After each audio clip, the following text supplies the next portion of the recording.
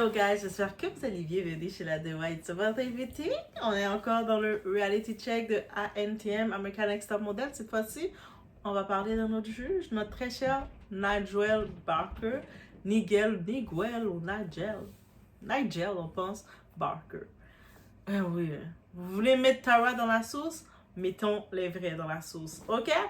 Donc, en 2026, on a encore un ancien juge d'American Next Top Model qui explique que oui, le harcèlement existe dans la mode, mais qu'il faut savoir le gérer et continuer à faire la job devant les caméras. Voilà, c'est la réalité, c'est comme ça. Lui est dans l'industrie, c'est un photographe de mode, donc c'est comme ça. Pardon? Oui, le harcèlement existe, il le dit, il confirme. Mais ton rôle là, tu dois jouer le jeu. Ferme ta bouche et joue le jeu. Encore une fois, on le dit, pardon, Nigel. On est censé applaudir la lucidité ou l'acceptation. On regarde le tout ensemble parce qu'il est aussi très problématique. Vous voulez oublier à cause de son accent anglais. Vous voulez oublier qu'il était très problématique. On y va sans perdre de temps.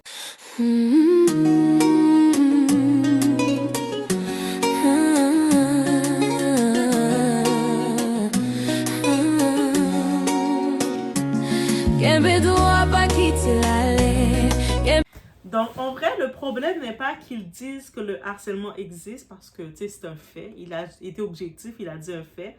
Nigel Barker n'a pas inventé l'harcèlement de la mode. Tout le monde sait que cette industrie est brutale. Le problème, c'est la phrase implicite. Il faut savoir gérer. Ça, c'est dangereux parce que ça déplace la responsabilité. Donc, c'est la personne qui le vit qui doit apprendre à gérer avec ça. C'est comme quelqu'un qui a été victime de V, on va dire à la personne, ben c'est toi qui dois t'habiller convenablement ou t'habiller d'une façon pour que ça t'arrive pas. C'est dangereux. Nigel Barker n'a pas menti en effet. La mode est un milieu brutal, compétitif, hiérarchique. Le problème, ce n'est pas le constat, le problème c'est la conclusion implicite. C'est à toi de t'adapter. Et là, on glisse. Parce qu'on ne parle pas d'un système défaillant, on parle d'individus insuffisamment résistants. Il faut gérer égale banalisation moderne. Dire à une mannequin, c'est comme ça, il faut être forte, c'est exactement ce qui fait que les victimes hésitent à parler. Ce n'est pas un mensonge, c'est une normalisation. Et la normalisation est plus puissante que le mensonge. Il faut être fort, il faut encaisser. C'est comme ça, adapte-toi. Tu sais, faisons pas une histoire, tu sais, comme... Sois pas problématique. Tu transformes une violence structurelle en problème de solidité personnelle. Et c'est exactement comme ça que les milieux toxiques survivent. Parce que chacun pense, si je parle, c'est moi qui suis faible. Le faux débat. Les gens disent, mais il n'a pas menti. Personne n'a dit qu'il mentait. Le problème, c'est l'angle. Quand tu dis qu'il faut apprendre à encaisser, tu transformes un système toxique en test de résistance personnelle. Or, le harcèlement n'est pas une épreuve ignatique, c'est une violence. Le discours paradoxal. Et en même temps, certains disent, il a raison, il faut se défendre. Ben oui, c'est vrai. Mais se défendre ne devrait pas être une condition d'entrer dans une profession.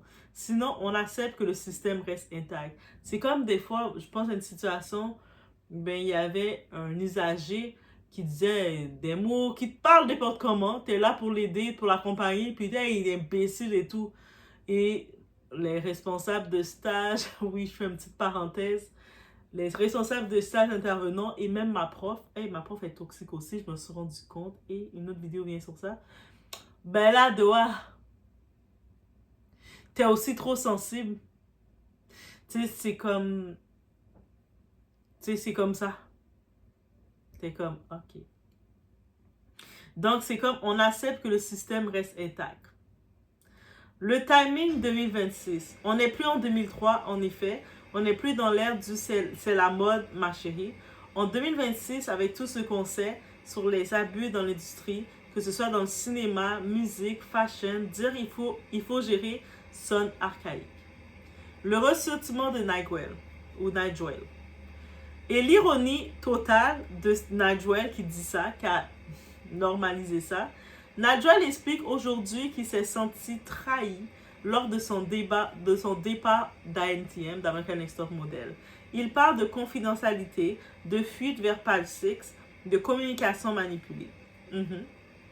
Donc, lui comprend très bien ce que ça fait quand le système te lâche, right? Mais quand il s'agit de mannequins face au harcèlement, là, il faut qu'il gère. Intéressant. Le vrai sujet, le vrai débat, ce n'est pas Tyra, ce n'est pas Najwal, c'est pourquoi les industries créatives fonctionnent encore comme des environnements où l'abus est intégré au parcours. Tu sais, c'est tout à fait normal de vivre l'abus. Pourquoi? Donc, la conclusion, dire que le harcèlement existe, c'est factuel. Dire qu'il faut juste savoir le supporter, c'est idéologique. Et ça, en 2026, ça mérite un vrai débat. Parce que le talent ne devrait jamais dépendre de ta capacité à encaisser l'abus. Et malheureusement, c'est trop là qu'ils veulent nous amener. Oui, j'avais pas le choix d'aller chercher Najwal parce que quand on regarde, on retourne dans les émissions, il a été très problématique et puis il s'en est trop bien tiré, lui. Lui, il s'en est trop bien tiré et puis il y a des choses que tu écoutes, des fois on va se dire, oh, mais c'était il y a 15 ans, il y a 10 ans de ça. Mais jusqu'à maintenant, tu écoutes, je trouve beaucoup plus problématique que Tyra. En vrai de vrai. Donc, je vous laisse sur cette réflexion. On se retrouve aux prochaines vidéos. Faites attention à vous.